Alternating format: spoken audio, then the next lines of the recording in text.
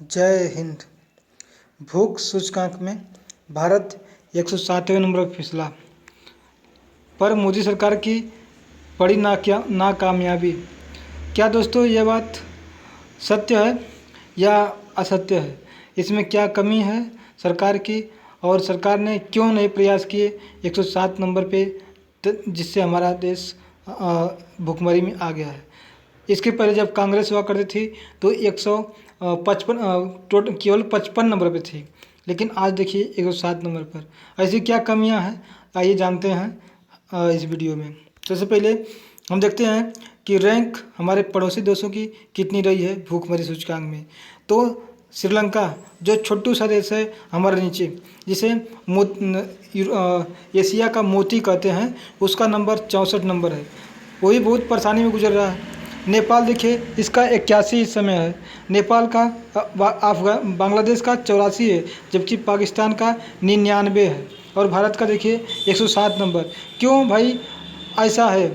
भारत जो है इन लोगों को तो एक्सपोर्ट करता है, फिर भी हमारे पास हमारा नंबर इतने कम क्यों आए इस रैंक में? देखिए, बहुत से मीडिया चैनलों ने इस न्यूज़ को बहुत बखूबी से कवर किया हुआ है।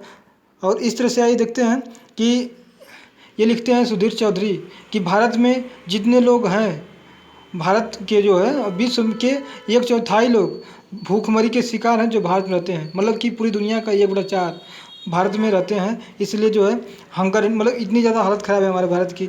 इस तरह देख सकते हैं कि यह जो है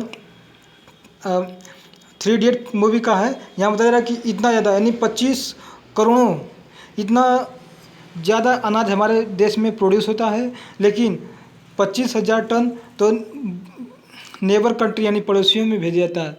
अलग बात है। भाई हम भी हमारा देश है, हम लोग भी इंसान हैं, और अगर कोई इंसान भूखा मर रहा है तो हमारा कर्तव्य है कि अपनी एक रोटी, अगर हमारे पास 2 रोटी है तो एक रोटी अपने जो भूखा है उसको भी दे दें, क्योंकि वो भी न मरे।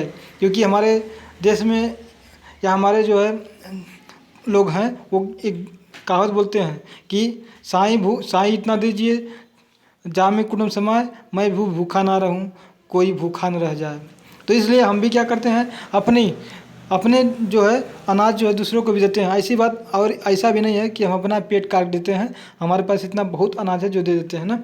और देखिए, और बोल रहा है कि अपने लिए जो है इतना रखा जाता है, ठीक है ना। सब मिमिक्री है और सही भी कुछ है, हद तक है यह। और उसके बाद देखिए जीएसटी कितना है, 5% चपाती या रोटी पर है, जबकि पराठा पर 18% जीएसटी है। भाई वाकई में यह भी हो सकता है कि जिसके कारण हमारे यहाँ भूखमरी हो सकती है, क्योंकि हम लोग इतना महंगा तो खाना खरीद नहीं सकते।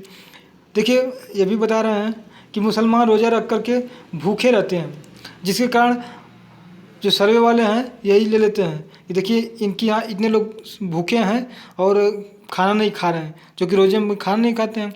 इसलिए क्या है कि ये लोग क्या कर रहे हैं, बदनाम कर रहे हैं मुस्लिम लोग देश को, वैसे भी।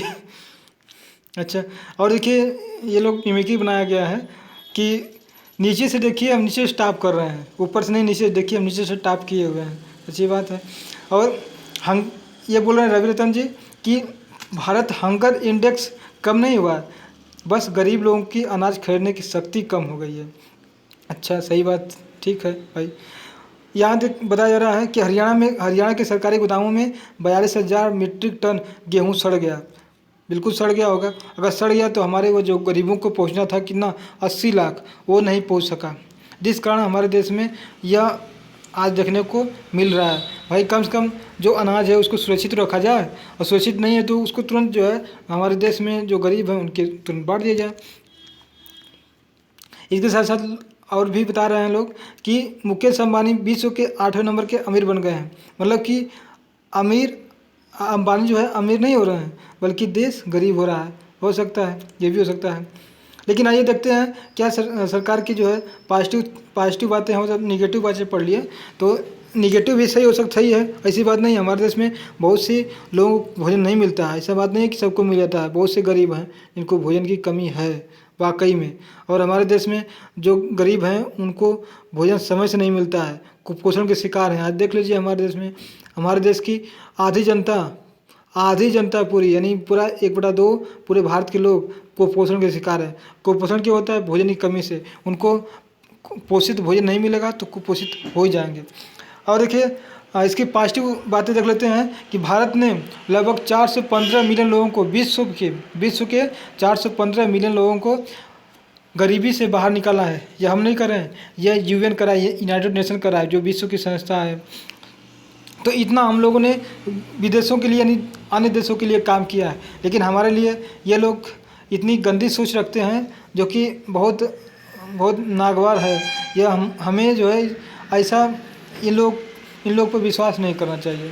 और देखिए ये बात भी बिल्कुल सही है कि हम लोग रोज़ 2 रोटी गाय के लिए निकालते हैं और 1 रोटी कुत्ते के लिए निकालते हैं। बिल्कुल भाई, हम भी किए हैं, हम भी मानेंगे, ये सब लोग करते हैं ऐसा। और ये यहाँ पे प्रेस विज्ञप्ति में एक social democratic party of India ने अपने इस दुख को भारत सरकार के साथ साझा किया है और इसे उनके पास भेजा हुआ है ताकि ये इस पर संज्ञान लें। और यहाँ पे देखिए बताया जा रहा है, बिल्कुल बात सही है कि कब यानी 2014 में भारत 55वें रैंक पर था ग्लोबल इंडेक्स में, हंगर इंडेक्स में, जबकि इस समय जो है हमारे देश का हंगर इंडेक्स में 107 नंबर पर भारत आ गया है। कितने? 121 कंट्री में। तो दोस्तों ये कुछ बातें हैं, हो सकती हैं कि सही भी हों, क्योंकि हमारे देश में बहुत ज़्यादा जनसंख्या है और इतनी जनसंख्या को एक साथ, इसके साथ डाइवर्सिटी भी है, और लेकिन हम लोग एक साथ रख कर के सबको एक सूत्र में बांध करके ले चल रहे हैं। थोड़ी ऊंच नीच तो हो ही जाएगी। और इसके साथ साथ ये लोग हमारे देश में बहुत कम सैंपल लिए हैं, लगभग 3000, और इनका था, और इनका कुछ सैंपल जो है ना कुछ अलग टाइप का, उटपटांग टाइप का, भूख से न लेकर के वे लोग कुपोषण का लिए हैं कि कितने बच्चे कुपोषण हैं। चूँकि हमारे यहाँ कुपोषण तो बहुत लोग हैं, इसलिए कुपोषण का लेने के कारण हमारी बहुत ज़्यादा मतलब इंडेक्स में कम आ गया है। ठीक है दोस्तों, तो आज के लिए बस इतना ही। जय हिंद।